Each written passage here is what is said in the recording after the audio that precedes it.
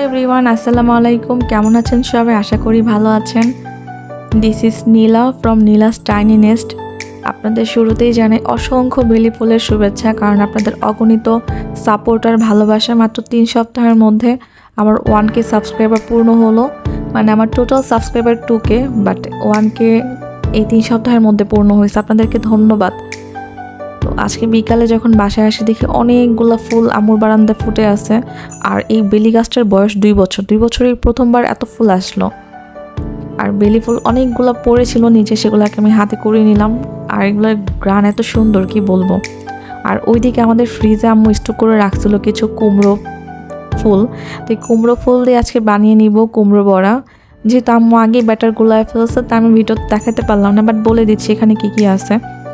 এই কুমড়ো ব্যাটারটা গোলানো হয়েছে হচ্ছে কিছুটা ভেষন, আপনাদের পরিমাণ মতো নেবেন।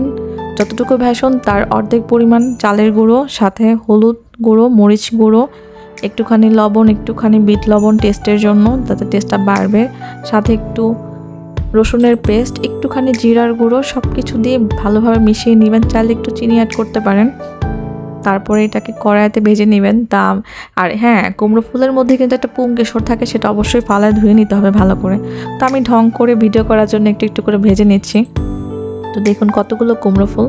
আর এই কুমড়ো ফুলগুলো কিন্তু ভাজার পরে অনেক ক্রিস্পি হয়েছে, খেতেও কিন্তু অনেক মজা। প্রথমবার আমি কুমড়ো ফুলের বড়া খেলাম, এটা গরম ভাত সব কিছুর সাথেই দারুণ লাগে খেতে।